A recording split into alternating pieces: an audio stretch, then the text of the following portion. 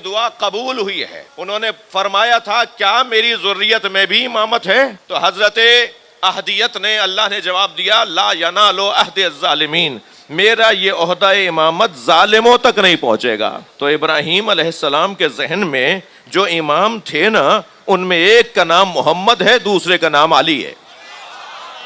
تو فوراً تسلی دی کہ ہاں یقین رکھو، حوصلہ رکھو، یہ میرا عہدہ امامت ظالموں تک نہیں پہنچے گا. یعنی جہاں پہنچنا ہے وہاں پہنچے گا، جو اہل ہیں ان تک پہنچے گا. عزیزو، ایک لفظ ظلم، ظالمین، لا ینال عہد الظالمین، یہ ایک الظالمین کا ایک لفظ ہے نا، ایک لفظ ہے نا، پورا جملہ تو نہیں ہے نا. اس ایک لفظ نے حدود اربع، معیار، کسوٹی، پیمانہ، اور یہ طے کر دیا کہ کون اللہ کی جانب سے نمائندہ بنتا ہے اور کون ہے جسے آپ اللہ کی جانب سے تسلی سے مان لیں کہ وہ نمائندہ نہیں ہے. اللہ کو کیا ضرورت پڑی ہے نام لینے کی؟ اللہ کو کیا ضرورت پڑی ہے نام لینے کی؟ نام تو وہاں لیے جاتے ہیں کہ جہاں زمانے تک بات رہے، جہاں زمانوں میں بات جانی ہے وہ نام کیوں لینا ہے؟ آج یہ امام ہے، کل کوئی اور امام ہوگا، پرسوں تیسرا امام ہوگا، پھر چوتھا امام ہوگا.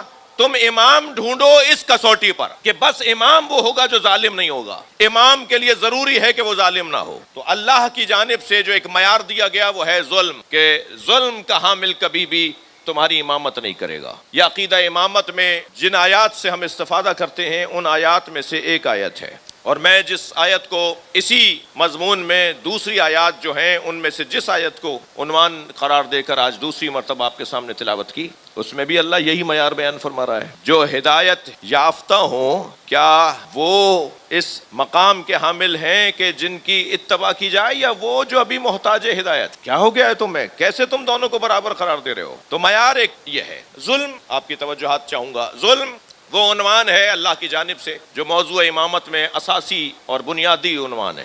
ظلم کے 4 اسباب ہیں، 4 سبب قرار پاتے ہیں، 4 باتیں سبب قرار پاتی ہیں جن کی وجہ سے کوئی ظلم کرتا ہے. سب سے پہلا حسد، تھکے ہوئے تو نہیں ہے؟ سب سے پہلا حسد، پھر غضب، پھر ہرس، پھر شہوت. توجہ، ظالم ان 4 موضوعات کی وجہ سے ظالم قرار پاتا ہے. ظالم ان 4 باتوں کی وجہ سے ظلم کرتا ہے. حسد، بولیے، غضب، ہرس، شہوت، یہ 4 چیزیں ایسی ہیں کہ جن کی وجہ سے ظلم ہوتا ہے. حسد، ابھی عرض کرتا ہوں. غضب، غصہ، غصہ ظلم کا مقدمہ ہوا کرتا ہے. غصہ شدید ہو جائے تو ظلم ہو جاتا ہے. توجہ، البتہ جن کے ہاں عصمت پائی جاتی ہو ان کا غصہ معیار ہے، میرا اور آپ کا غصہ معیار نہیں ہے. یعنی غصہ، اچھا دیکھیے، حسد فطری نہیں ہے، ذرا توجہ بڑھائیے گا. حسد فطری نہیں ہے، حسد کرنا فطرت نہیں ہے، مگر غصہ فطرت ہے. اس موضوع پر پھر کبھی تفصیل سے بات ہو، لیکن بات آئی ہے تو میں یہیں اس مسئلے کو روشن رکھوں. جی، ہرس فطرت نہیں ہے، ہرس فطرت نہیں ہے، شہوت فطرت نہیں ہے، لیکن غصہ فطرت کے اندر آتا ہے، جس کے لیے پھر ائمہ معصومین نے ہمیں رہنمائی فراہم کی کہ ہمارا غصہ، جب کسی سے سرکار نے فرمایا نا کہ اکتب ما اقول، جو میں بولا کروں وہ لکھ لیا کرو. سرکار کی محفل میں صحابہ کرام تشریف فرمائے تو آپ نے اپنے اصحاب میں سے سب سے مخاطب ہو کر فرمایا کہ جو میں بولا کروں اسے لکھ لیا کرو. تو لکھنے والے سرکار کی محفل میں چند شخصیات ہوتی تھیں، کچھ لوگ خاص طور پر لکھنے والے ہوتے تھے، اور ان لکھنے والوں میں ایک سب سے بڑا نام مولا علی کا ہے. لہٰذا صلح حدیبیہ مولا علی لکھ رہے ہیں، بہت سے بادشاہوں کو خط مولا علی لکھ رہے ہیں. 10 لوگ تھے جو نبی مکرم کی صلوات پڑھ لیں ذرا محمد و آل محمد. جو مولا نبی کے اقوال کو اور آپ کے ملفوظات کو اور آپ کے فرامین کو لکھ لیا کرتے تھے. سرکار نے فرمایا اکتب ما اقول، لکھ لیا کرو جو میں بولتا ہوں. تو ان میں سے ایک شخصیت کی آواز آئی، ان میں سے ایک صحابی محترم کی آواز آئی، اکتب فی الغضب والرضا، جو آپ خوشی کی کیفیت میں اور رضامندی کی کیفیت میں فرمائیں وہ بھی لکھ لوں، اور جو آپ غصے میں فرمائیں وہ بھی لکھ لوں. تو سرکار دو جہاں نے بے ساختہ ارشاد فرمایا ما اقول الا الحق، میں بولتا ہی نہیں ہوں سوائے حق بولنے کے. صلوات ہدیہ کریں نبی کے ذات پر.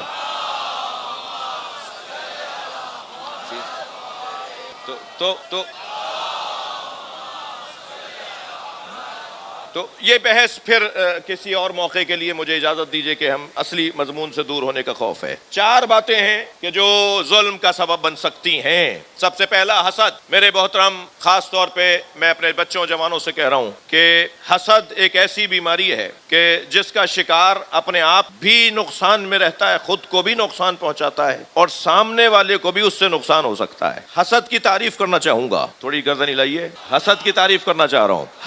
حسد کی تعریف یہ ہے کہ مستحق نعمت سے آرزوئے زوال نعمت، توجہ کر لی، جس کا حق تھا کہ اسے وہ چیز ملتی، جسے اس کا حق مل چکا ہے، جس کے پاس وہ چیز ہے کہ جو اسی کی ہونی چاہیے، اسی کی ہے، اسی کو ملنی چاہیے تھی، مستحق نعمت سے آرزوئے زوال نعمت، اسے حسد کہا جاتا ہے۔ یہ جو کیفیت ہے، اچھا آپ کیونکہ تھوڑا سا درسی گفتگو میں آ چکے ہیں تو مجھے آپ کو ذرا مجلسی مزاج میں بھی برقرار رکھنا ہے۔ میں آپ کو دیکھ بھی رہا ہوں، آپ کی توجہ کا بھی میں ممنون ہوں، آپ کی توجہات بھرپور ہیں، اس کا میں احسان مند ہوں۔ جی یہ جو مستحق نعمت سے آرزوئے زوال نعمت حسد کہلاتا ہے، تو ہم تو اس امام کو ڈھونڈنے چلے ہیں جس کے ہاں یہ چیز نہ پائی جاتی ہو جو ظلم کا سبب ہے۔ بھائی کسی کے مکان سے وہ کیوں حسد کرے جو مولود کعبہ ہو؟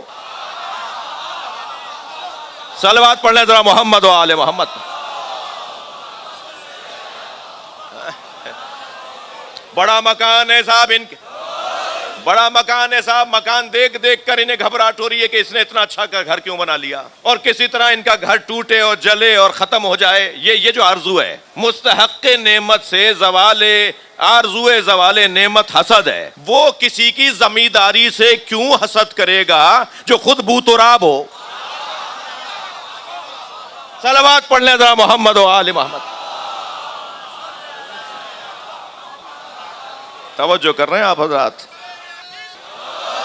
جی اب یہاں پر اب آپ کی توجہات ذرا بہتر ہوئی ہیں تو میں ایک جملہ پھر تکرار کر رہا ہوں۔ مستحق نعمت سے آرزوئے زوال نعمت حسد، وہ کوئی اور حسد کرے گا ان لوگوں سے جو حسین ہے۔ وہ کسی حسین سے کیا آرزوئے زوال نعمت کی آرزوئے زوال نعمت کا سوچے، آرزو کرے کہ اس سے یہ نعمت حسن زائل ہو جائے جو خود وجہ اللہ ہو۔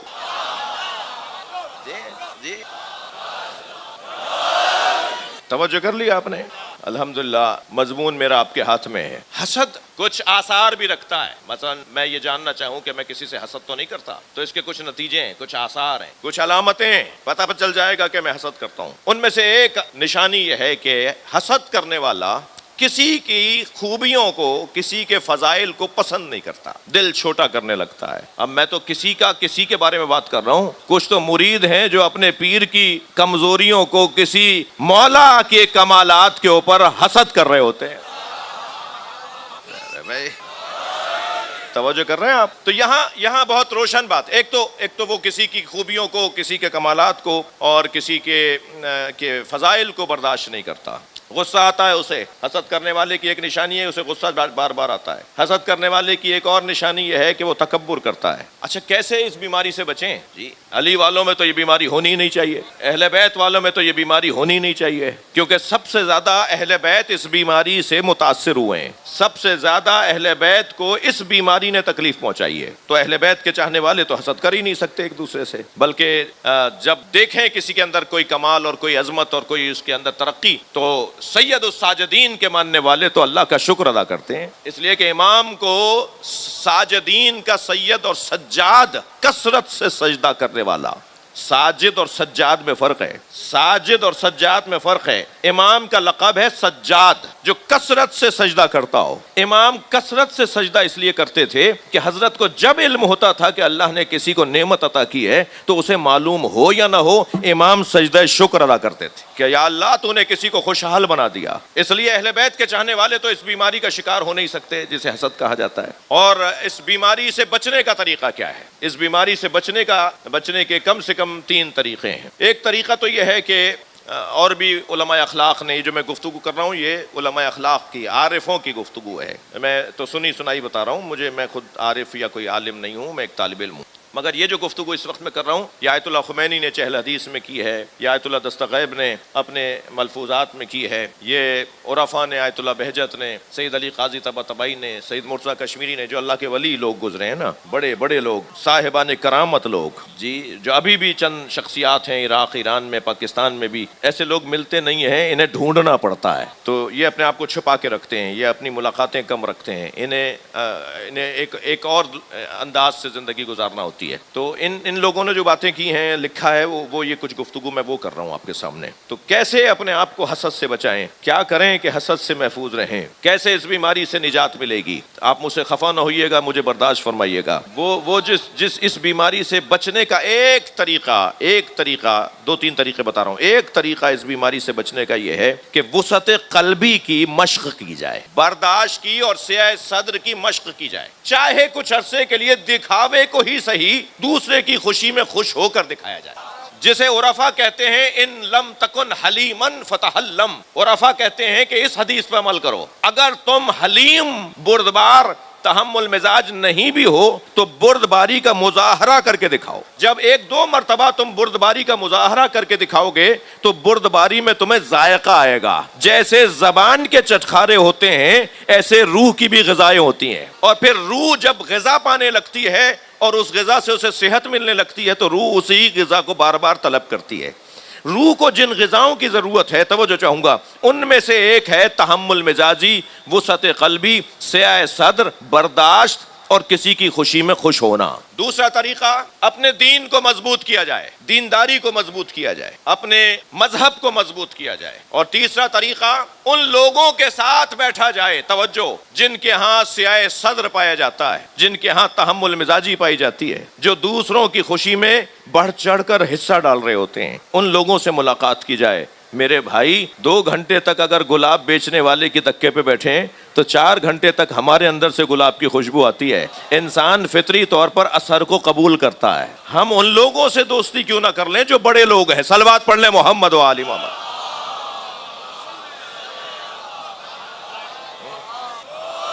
یہ جو حسد ہے، کیونکہ پہلا سبب ہے ظلم کا، پہلا سبب معاشرے میں ظلم جس کی وجہ سے ہوتا ہے، وہ پہلا سبب اس کا حسد ہے۔ اس کی ایک ہسٹری بھی ہے، حسد کی ایک تاریخ بھی ہے۔ جی، حسد کی تاریخ بیان کرنے جا رہا ہوں۔ حسد کی تاریخ میں پہلی مرتبہ حسد قابیل کو حابیل علیہ السلام سے ہوا، یعنی بھائی کو بھائی سے حسد ہوا۔ اب ممبر کی اپنی ایک زبان ہوتی ہے، مجھے اس کا بھی احساس ہے، اور اگر میں مطلب بیان نہ کروں تو اس پر بھی دکھ ہوگا، لہٰذا ایک اخلاقی پیغام ہے، اس لیے میں دیتا ہوا ضرور گزروں گا۔ کیونکہ حابیل کی اہلیہ خوبرو تھیں تو انہیں حسد اس بات پر تھا کہ ان کی اہلیہ ایسی کیوں ہے۔ میں بہت جلدی سے گزر گیا ہوں، مجھے معلوم ہے ممبر کی زبان نہیں ہے یہ، اور ممبر کا موضوع نہیں ہے یہ، ممبر کا اپنا ادب ہے، اپنی تہذیب ہے، مگر علت تو پتہ چلے کہ مشکل کیا تھی، مسئلہ کہاں تھا۔ جی، تو میرے بچوں، جوانوں، آپ سے بات کر رہا ہوں، بلکہ پوری قوم کے، خاص طور پر ان لوگوں سے جنہیں اللہ نے اچھا بنایا ہے۔ یوں تو اللہ کا کرم ایسا ہے کہ بدصورت بھی آئینے کے سامنے کہتا ہے مجھ سے زیادہ کوئی حسین ہی نہیں ہے۔ جی جی جی جی، یہ اللہ کا کرم ہے کہ ہر ایک کو مطمئن کیا ہے۔ جی، ہر شخص اپنی خوبیوں کو دیکھ رہا ہوتا ہے، بس یہی اللہ چاہتا ہے کہ جیسے آئینہ تم سے اچھی بات کر رہا ہے نا، تم بھی کسی کے آئینے بن جاؤ۔ تو یہ وجہ تھی قابیل کو حضرت حابیل سے حسد کی، یہ وجہ تھی۔ تو یہ جو حسن ہے نا، ایک جملہ ضرور کہوں گا، جو صاحبان حسن لوگ ہیں ان سے ایک بات ضرور کروں گا، یہ جو حسن ہے نا، یہ آزمائشوں کا ذریعہ ہے، یہ امتحانوں کا ذریعہ ہے، یہ مصیبتوں میں اور پریشانیوں میں مبتلا کر دیتا ہے۔ ہوشیار رہو، سمجھدار رہو، کہیں اللہ کی عطا تمہیں معصیت کی طرف نہ لے جائے۔ مار دیا بھائی نے بھائی کو صرف اسی بنیاد پر، صرف اسی حسد اور اسی جلن میں، یہ عجیب منظر تھا۔ دوسرا حسد ہوا حضرت یوسف علیہ السلام کے بھائیوں کو حضرت یوسف کے ساتھ، اور اس کا سبب یہ تھا، آپ کی توجہات کا ممنون ہوں، اس کا سبب یہ تھا کہ حضرت یعقوب حضرت یوسف سے پیار زیادہ کرتے تھے، زیادہ محبت کرتے تھے حضرت یوسف سے حضرت یعقوب علیہ السلام، جس کے 3 سبب لکھے ہیں۔ کیوں پیار کرتے تھے بھائی؟ اور بھی تو بیٹے تھے، اور بھی تو بچے تھے۔ خود حضرت یوسف سے حضرت یعقوب کا پیار، پہلا سبب تو یہ تھا کہ وہ کم سن تھے اور بن ماں کے تھے، ماں نہیں تھی، ماں جس کی نہ ہو اور گھر کا بڑا اسے دیکھ رہا ہو، کم سنی میں بھی ہو، تو پھر گھر کے بڑوں کا تقاضا بنتا ہے کہ اس کے طرف ان کی رغبت زیادہ ہوتی ہے. ٹھیک ہے. دوسرا سبب حضرت یوسف سے پیار کرنے کا ان کا حسن تھا. حسین تھے، قیمتی تھے، سارے بچوں میں خوبصورت تھے. اور تیسرا سبب یہ تھا، توجہ چاہوں گا، کہ وہ نبی تھے. اب یہ حضرت نبی اور غیر نبی کو برابر کیسے؟ صلوات پڑھ لیں ذرا محمد و آل محمد. تو بیٹے تو سب ہیں، مگر یہ بیٹا وہ بیٹا ہے جو نبی بھی ہے. لہذا حضرت یعقوب کا پیار بنتا تھا حضرت یوسف کے ساتھ، لہذا پیار ان کے ساتھ وہ کرتے تھے. اور اس کا نتیجہ یہ نکلا کہ بھائیوں نے حسد کرنا شروع کر دیا. اور جب حضرت یوسف نے خواب دیکھا تو حضرت یعقوب نے فرمایا لا تقصص یا بنی لا تقصص رؤیاک علی اخوتک. سورہ مبارکہ یوسف آیت نمبر 5. اے میرے لال، اپنے اس خواب کیا دیکھا تھا؟ انی رأیت احد عشر کوکبا ورأیتہم والشمس والقمر رأیتہم لی ساجدین. حضرت یوسف نے بتایا کہ بابا میں نے خواب دیکھا ہے کہ مجھے 11 ستارے سجدہ کر رہے ہیں اور چاند اور سورج بھی مجھے سجدہ کر رہے ہیں. میں نے خواب دیکھا ہے. اب یہ خواب در حقیقت حضرت یوسف کی نبوت کا اعلان تھا. حضرت یوسف کو پیغام تھا کہ ہم اسے مقام نبوت کا دینے والے ہیں. تو حضرت یعقوب نے فوراً کیا فرمایا؟ یا بنی لا تقصص رؤیاک علی اخوتک فیکید لک کیدا ان الشیطان للانسان عدو مبین. اے میرے لال، اے میرے یوسف، اپنا یہ خواب بھائیوں کے سامنے بیان مت کرنا، اس لیے کہ پھر وہ سازشیں کریں گے اور وہ اپنی سازشوں کا شکار ہو کے تمہیں نقصان پہنچائیں گے. اور نقصان اس لیے پہنچائیں گے کہ ان الشیطان للانسان عدو مبین. شیطان ہی ان لوگوں سے کام لیتا ہے جن کے ہاں حسد پایا جاتا ہے. کیونکہ وہ تم سے حسد کریں گے، پھر شیطان اپنا کام شروع کرے گا. ان کے سامنے مت بتانا کہ تم نے کیا خواب دیکھا ہے. تو حضرت یعقوب کے بیٹوں نے دوسرے بھائی کے ساتھ حسد کیا اور کیا نتیجہ نکلا؟ کنویں میں پھینک دیا. حضرت یوسف کنویں میں جا رہے ہیں اور جاتے جاتے پکار رہے ہیں یا اللہ میری مدد کر. جبریل امی کو حکم ہوا اللہ کا کہ جاؤ یوسف کو جا کر بچاؤ. جبریل امی کہتے ہیں کہ مجھے اتنی تاخیر ہوئی کہ یوسف کی پنڈلیوں تک پیر پانی میں گئے تھے کہ ایک مرتبہ جا کر میں نے زمین کے اندر رکھے ہوئے پتھر کو حکم دیا اور وہ اوپر آیا اور حضرت یوسف اس پتھر پہ بیٹھے ہوئے پانی سے اوپر آ گئے. توجہ. تو میں نے حضرت یوسف کا یہ روایت بڑی حسین ہے. جب انہیں دیکھا نا، جبریل کو کہا تم کون ہو؟ کہا میں اللہ کی طرف سے آپ کی مدد کرنے آیا ہوں. آپ اللہ سے مدد مانگ رہے ہیں؟ حضرت یوسف نے فرمایا ہاں میں اللہ سے مدد مانگ رہا ہوں کہ اس کنویں سے مجھے نجات مل جائے، اس آزمائش سے مجھے نجات مل جائے. تو حضرت جبریل امی علیہ السلام نے فرمایا اپنا ہاتھ پھیلا کے دیکھو، تمہارے ہاتھ میں اللہ نے رمز اور راز رکھے ہیں، تم ان رازوں تک پہنچ جاؤ تو ہمیشہ نجات یافتہ رہو گے. فرمانے لگے میرے ہاتھ میں، اپنا ہاتھ پھیلا کے دیکھا. فرمایا میرے ہاتھ میں کیا رمز رکھے ہیں؟ فرمایا غور سے دیکھو، 5 انگلیاں ہیں، 14 پوروے ہیں. بھائی صلوات پڑھ لیں محمد و آل محمد پر.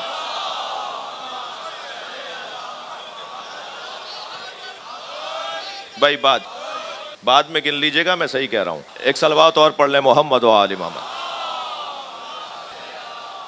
اور بلند صلوات نبی کی ذات پر.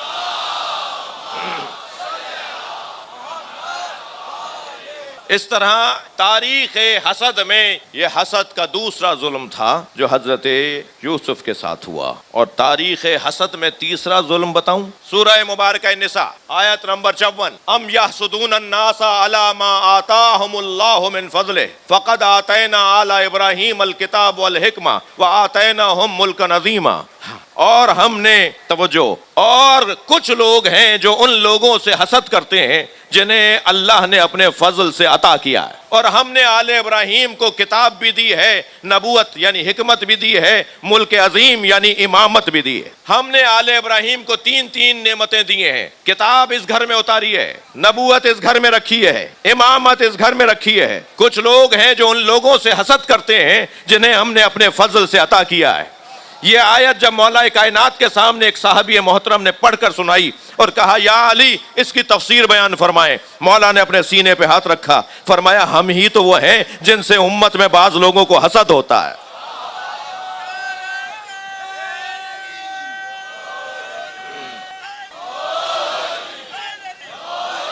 مسئلہ روشن ہو گیا میرے بچوں پر. یہ مولا علی کے ساتھ کیا ہوا، یہ سیدہ کے ساتھ کیا ہوا، یہ امام حسن کے جنازے پہ تیر کیوں برسے، یہ کربلا میں حسین کے ساتھ کیا ہوا، اور پھر امام زین العابدین کو کہاں لے جایا گیا، پھر امام محمد باقر کو زہر کیوں دیا گیا، پھر امام جعفر صادق کو زہر سے کیوں شہید کیا گیا، پھر امام موسیٰ کاظم کو 14 سال اسیر رکھا گیا۔ پھر امام رضا کے ساتھ مرو میں خراسان میں کیا ظلم ہوا، پھر امام محمد تقی کو زہر سے مارا گیا، پھر امام علی نقی علیہ السلام کو تنہائی میں ان کے گھر کو آگ لگائی گئی، ان کے مصلے کو نماز کی حالت میں ان کے نیچے سے کھینچا گیا، پھر یہ امام عسکری کے ساتھ کیا ہوا۔ یہ سارے ظلم حسد کی بنیاد پر تھے، اور جن سے حسد ہوتا ہے پھر حسد کرنے والا اپنی مکمل طاقت اور توانائی اور ایک غلطی پر دوسری غلطی کرتا ہے، ایک ظلم پر دوسرا ظلم کرتا ہے، اور یہاں تک کہ اتنا شدید ظلم ہو جاتا ہے کہ مظلوم حسین سامنے آتے ہیں۔ میں نے آپ سے ایک لفظ کہا، حسد،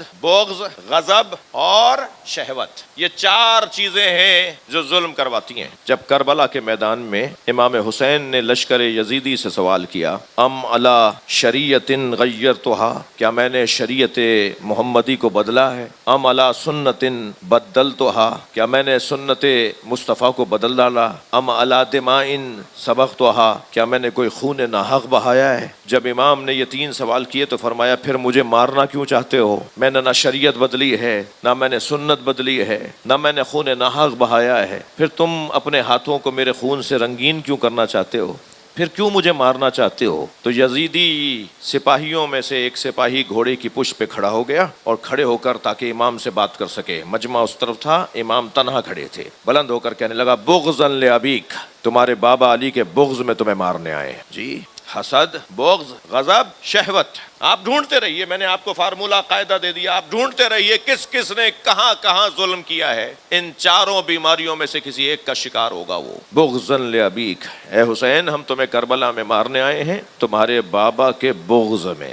امام حسین کو مارنے والے، شہید کرنے والے دو طرح کے لوگ تھے، ایک حب دنیا کے بیمار اور ایک بغض علی کے بیمار۔ کوفے والے حب دنیا کے بیمار تھے، پیسہ چاہیے تھا انہیں، دولت چاہیے تھی انہیں، اور شام والے بغض علی کے بیمار تھے، ان کے ذہنوں میں علی کا بغض تھا۔ عزیزو، ان مجلسوں کے انعقاد پر، ان جلوسوں کے برپائی پر امت کو ہمارا احسان ماننا چاہیے، مسلمانوں کو، امت نبوی کو ہمارا احسان ماننا چاہیے۔ اگر یہ مجلسیں نہ ہوں، اگر یہ جلوس نہ ہوں، اگر یہ کالے کپڑے اور ماتم نہ ہو، تو سارا ماحول ان بیماریوں کا شکار ہو سکتا ہے۔ ہر سال کربلا کی یاد میں محرم کی 1 سے 10 تک جمع ہو جاؤ، اور آ جاؤ ان 10 دنوں کے لیے اپنے آپ کو پلٹاؤ اس ماحول میں جو ماحول حسین چاہتے ہیں۔ میرا کوئی چاہنے والا ان بیماریوں کا شکار نہ ہو، اور اللہ امام بھی انہیں بناتا ہے کہ جس کے ہاں ظلم نہ ہو، اور ظلم کے اسباب یہ ہیں، اور یہ ان اسباب سے مبرہ ہیں، اللہ نے انہیں معصوم قرار دیا ہے۔ وہ گھرانہ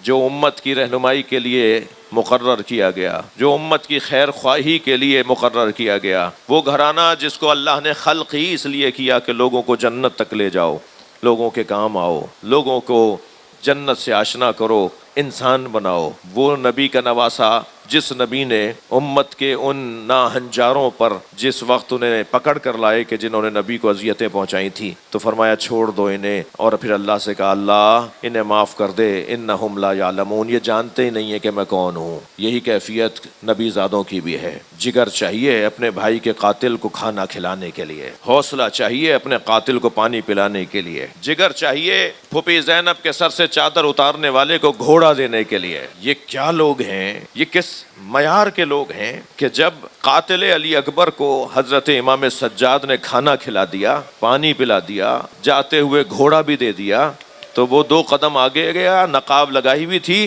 پلٹ کر واپس آیا اور کہنے لگا آپ نے مجھے پہچانا نہیں۔ اس وقت امام سجاد کی حالت غیر ہوئی اور فرمایا میرے بھائی کا قاتل حسین ابن نمیر ہے، میں اپنے بھائی کے قاتل کو کیسے بھلا دیتا؟ فرق اتنا ہے کل ہم تمہارے مہمان تھے، آج تم ہمارے مہمان ہو۔ اخلاق اہل بیت تو دیکھیے، اہل بیت کا طریقہ حیات تو دیکھیے کہ کیسے زندگی گزارتے ہیں۔